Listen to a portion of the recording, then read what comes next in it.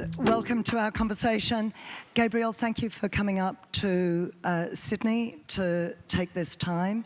Incredibly sorry, of course, for what Julian has been through and for your whole family. And thank you for coming to be with us here today. I want to jump straight in. Hillary Clinton said, "Can't we just drone this guy?" Mike Pompeo, who was director of the CIA during the time of the Trump administration, he was looking for his team for requests or suggestions on how to kill Julian. And that was with the WikiLeaks exposure of the CIA hacking tools. Whitney Webb, who is the independent journalist, always sunshine and light, says this: "The desire to snuff out Assange is shared by both parties. It was the admin of I Love WikiLeaks Trump that tried to have him assassinated and is why he's in prison. Both parties want him dead because they have the same masters." So I've got a kind of double-barrel question around this. One is, why has he been hounded to the degree that JP just described for 13 years by both sides of Parliament and global governments? And do you have a sense of what she means by the same masters? Well, thank you. Thanks, Carri, and thank you, everybody, and JP for the marvellous introduction. I guess you've got to go back to 2006, when WikiLeaks was created.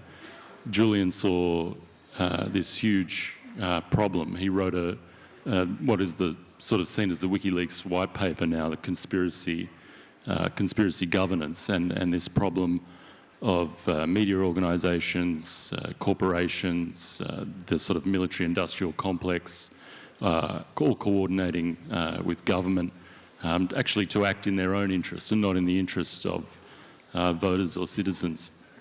And so he formulated, how do we sort of go after these conspiracies? And his methodology was, well, we need to increase the cost of the secrecy because these conspiracies operate in secret.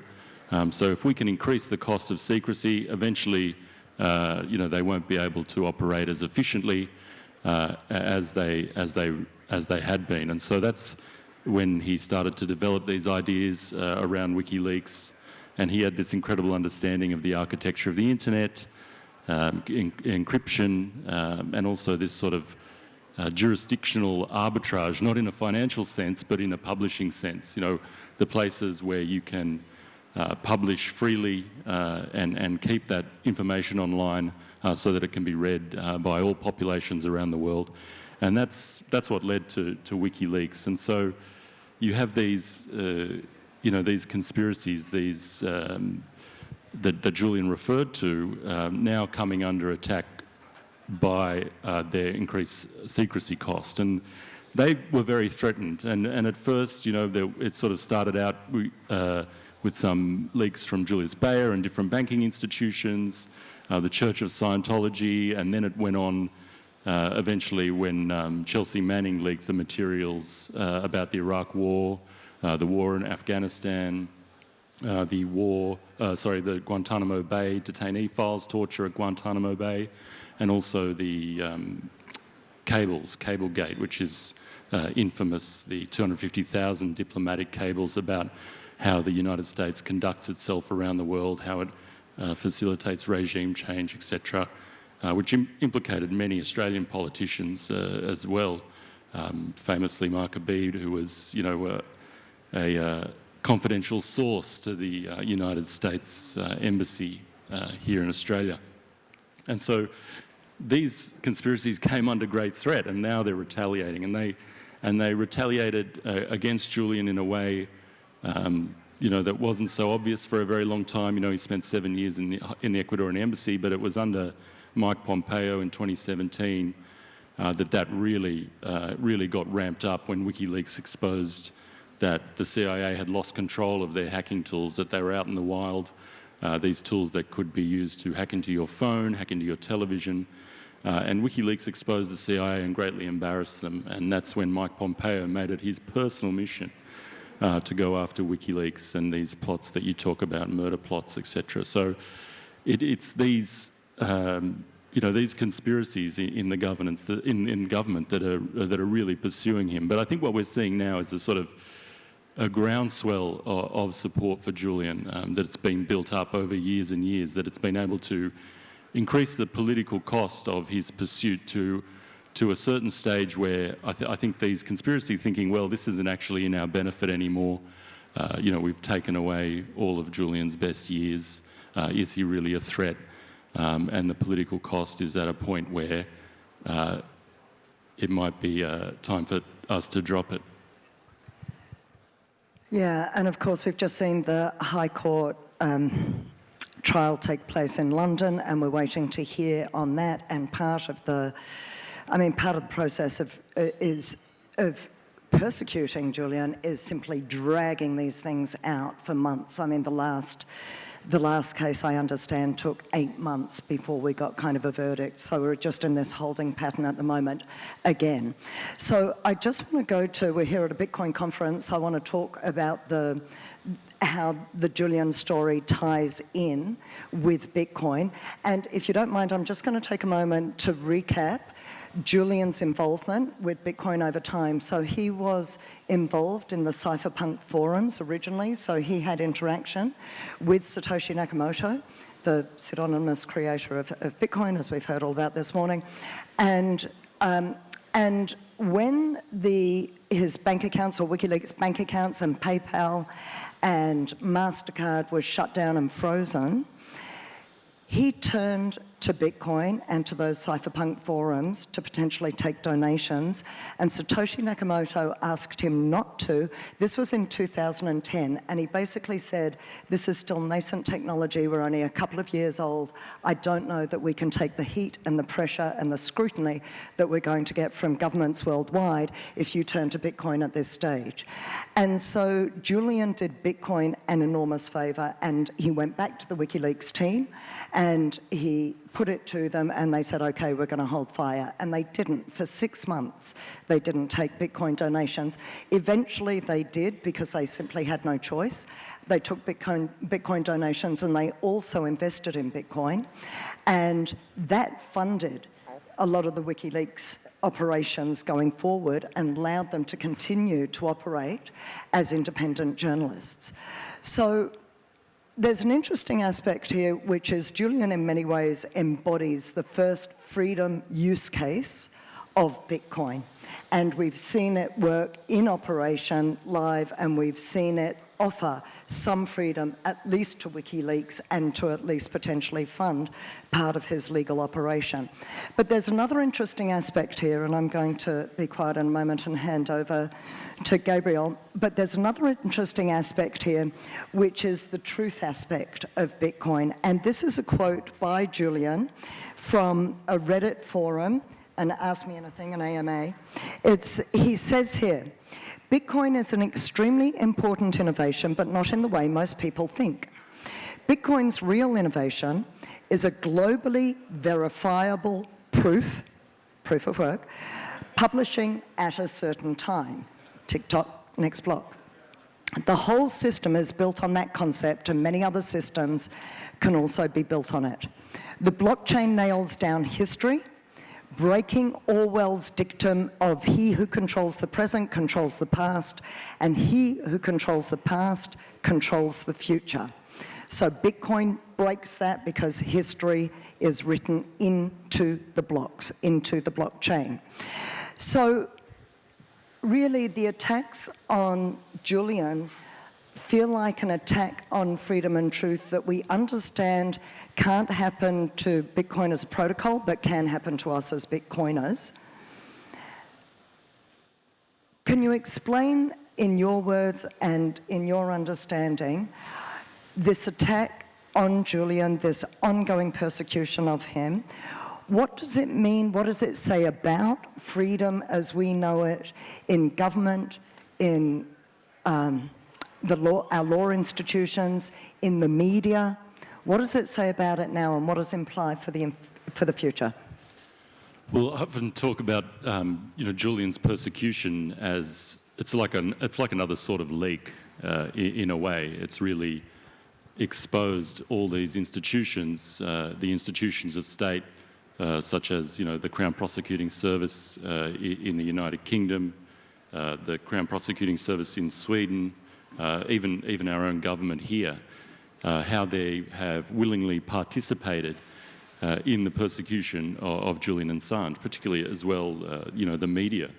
The mainstream media has been really, willing participants in demonising Julian for many, many years and facilitating that persecution. So I think the fight to free him really gives meaning to his work, but is also another exposure of the sort of corruption that is out there inside our human institutions that can be wielded against, anyone, essentially. It's like this flex, like if you expose us, if you, expose our corruption, if you do these sorts of things, we can put you in jail, for 5 years. Julian's been in prison for 5 years. He's not serving a sentence. He's not charged with any crime in the United Kingdom. He's just been held there at the request of the US DOJ. And so the corruption of these institutions, we're aware of them now, and we can sort of protect ourselves. And I think that's, where Bitcoin, is very useful in terms of, we can protect ourselves from these sorts of attacks, from the regulatory attacks that come, if we're exercising our freedoms and somebody wants to do an extra legal banking blockade, because that's a template now. What they did to WikiLeaks, cutting off their PayPal, they closed Julian's personal bank accounts in Switzerland. They cut off Visa, MasterCard. That is a template now that is used against, other groups, protest groups like the truckers in Canada, things like that. Also, alternative media, the Grey Zone, Minpress News in the United States have all had their PayPal shut down. So we now have this tool that Julian showed can resist the most powerful governments in the world to maintain our financial independence.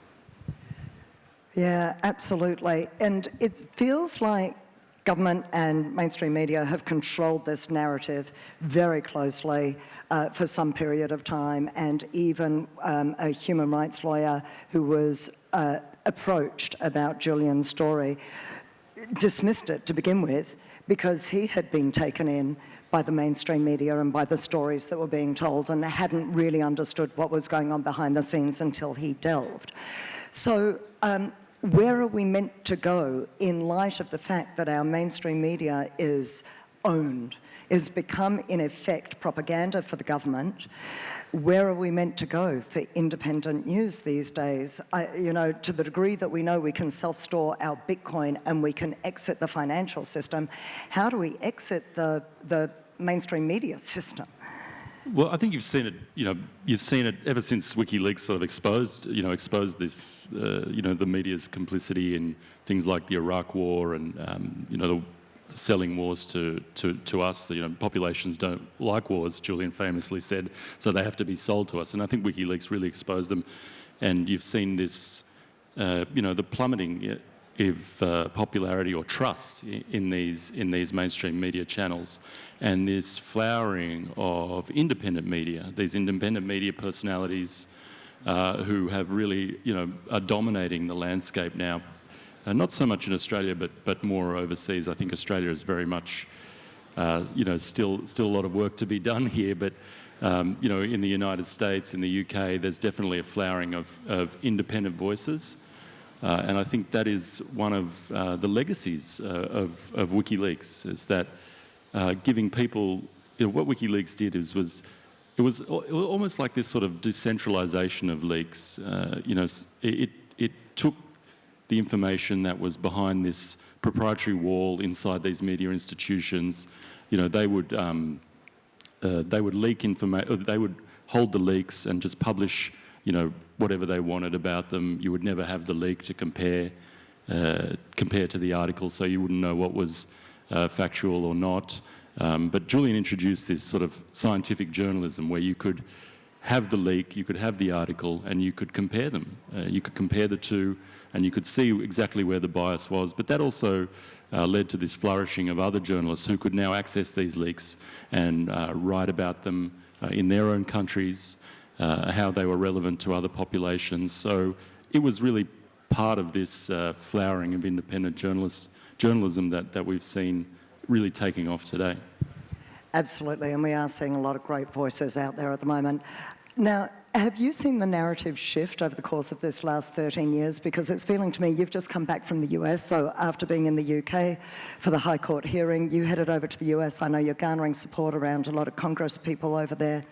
And it feels to me like we're getting more politicians in the US and Europe who are starting to understand the implications of this case for media, for freedom of speech, for the Western world, for democracy in many ways. Is that, am I perceiving that correctly? What's your sense of that? Yeah, certainly. There is a growing support, and we always talk about it comes from the ground up. It's this upwelling, of support from normal people, from people who support Julian, support his work, but also people who are newly understanding what's going on, what's happening to Julian, and acting in support of it, doing actions, and writing to their congresspeople or their representatives here in Australia, and that sees the support grow, say in the Australian Parliament, where I think 3 weeks ago there was a resolution passed in the Australian Parliament calling on the UK and the US to end the prosecution of Julian, and they also made clear in this that Julian was being detained because of the information that he exposed about these war crimes that were perpetrated in Iraq. So I think that all stems from the groundswell of people power, I believe, and it is growing, and it's growing in the United States. I attended the State of the Union as a congressman's guest, so Julian's issue was, has been raised at the highest levels in the United States now. So we've got, I think, 16, almost 17 congresspeople who are all supporting us, a real beachhead in the Congress that we're building on. And yeah, the mainstream media is, they've come around here in Australia over the last few years, but there's still a long way to go in the US. The UK, I was there for the hearing, and we couldn't really satisfy the media demand for perspective, for voices from Julian's perspective.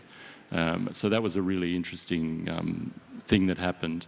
We had my dad, Julian's wife, Julian's lawyers, all doing TV, radio, and we still couldn't satisfy the demand for perspective from Julian's side. So I think the hard work of campaigning and the, all the supporters, all the people on the street, all the people writing to their MPs and things like that is really paying off. Wonderful to hear. So we're hyper aware in the Bitcoin community of the, I guess, financial corruption or the corruption caused by fiat money in the world. But we're often also accused of being quite utopian in terms of our dreams for the future and what a Bitcoin, hyper-Bitcoinization could bring to the world.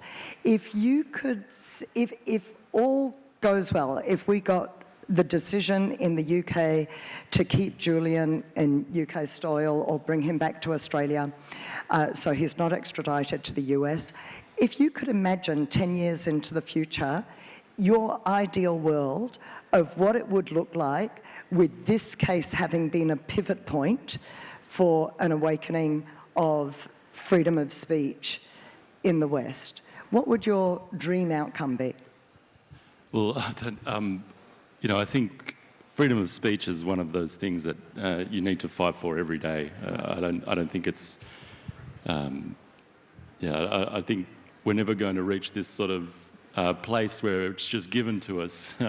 I think, it's going to take lots of people working for it, lots of new technologies like Bitcoin, like WikiLeaks, who are sort of using technology and this sort of architecture of the internet, encryption, and to create new tools to facilitate and help us with our freedom of speech. And I think it's going to be a battle, even if Julian's out of prison. If we get Julian out, that's a huge step, that's a huge win. for freedom of speech, freedom of expression, our right to know what our governments are doing in our name. But yeah, it's going to be a massive fight. I think there's a great quote by Thomas Jefferson, "The tree of liberty." I'm going to fuck it up, but it's the tree of liberty is fed by by blood of the generations of tyrants and future generations. So I think that rings true to me. It's a constant fight, and as soon as we give up, as soon as we stop caring about our freedom of speech, then I don't think you really deserve it, to be honest. Yeah. Absolutely.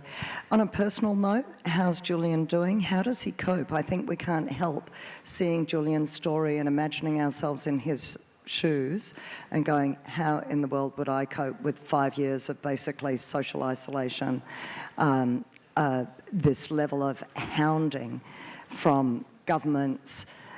How does he cope? How is he doing? What does he do day in and day out?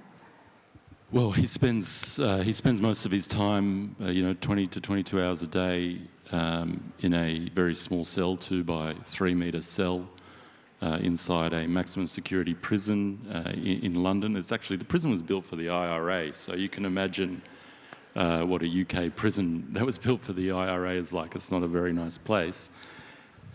He gets visits with his family and phone calls to his wife Stella, my dad John. So that's his lifeline to the outside world.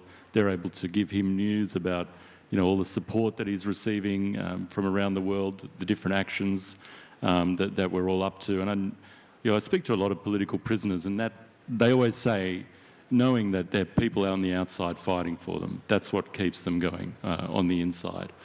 And I'm always amazed, Julian has a fighting spirit. He's able to keep his, wicked black sense of humour inside the prison. So we always have a bit of a chuckle when I see him. But I saw him at the end of February, and it was pretty scary, to be honest. It was pretty scary.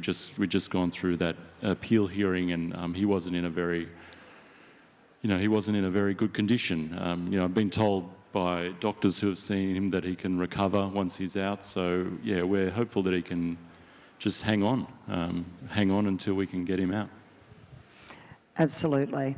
Bitcoiners on the whole are typically not, I don't know if maybe this isn't fair to say, but may not be highly politically engaged. In some ways, simply buying Bitcoin is seen as a protest vote, and then let's just kind of let the system do its thing. Having said that, Stella, Julian's wife, has said about this High Court case that it is 1% law and 99% politics. Is there something we could or should be doing as a Bitcoin community who owes him a debt of gratitude, who's in the same fight for truth and freedom? Is there anything else we could or should be doing that could support Julian's campaign? Well, everything in the campaign is supported by the people who are fighting for Julian and the supporters that I was talking about before. But I think the Bitcoin community is pretty incredible. Like I've been in parliaments around the world, and there's always a Bitcoiner like lurking there. Wherever you go, there's a like secret Bitcoiner, and because of our what we're advocating for, they always out themselves and say, hey, we're behind you. So I think the Bitcoin community, to me, they're incredibly, even if they don't know it, they're incredibly powerful. They're at the highest levels, like the highest levels of government that I've encountered. So having their continued support and continued advocacy has been really, really, really important to the campaign. And I don't know what we'd do without some of these people. Max Kaiser, Stacey Herbert, those sorts of people who are, very, very politically involved, in places like El Salvador. So, without their support, we wouldn't, be where we are at today. But in terms of what people here can do, very simple. We have a petition to Carolyn Kennedy, the US ambassador. If you go onto our website, action.assangecampaign.org.au, You just pop on there, put your details in, fill out the petition. That'll be connected to our mailing list, and so we can just keep in contact with you about different actions. If you can afford to donate on that page, but there are lots of other things you can do, like signing petitions, calling your representative, things like that. But I think the minimum is jump on there and just join that community, and then we can keep in touch with you and let you know what's going on with Julian and what we're up to with the campaign and how you can participate. Wonderful stuff, and I'm a member of that, and I get your newsletter, and it's full of good information. We're winding down now, we've got a couple of minutes left. Do you have any final words or final thoughts or final messages, something that you'd like to get out there to this community? Well, I think just reiterate that, Bitcoin is they took big bets against the system, right? You guys are sort of revolutionaries in your own way. You're technologists, a lot of you, and keep doing what you're doing, coming up with different technologies, different ways to use Bitcoin. I think there's some really incredible things going on at the moment. There's these inscriptions going around, and I don't know who's into the monkey JPEG stuff, but I think you were talking before how it's like pretty powerful in terms of inscribing data that can really, immutable data that is there forever and is building a sort of technological information scaffold that isn't just our transaction data, but actually our human knowledge about ourselves. So I think those are very exciting things to check out and keep doing. Wonderful stuff. Gabriel, thank you so much for joining us today. Thank you so much for boosting our hope in freedom and truth, and we wish you well with the ongoing campaign. Thank you. Thanks, everyone.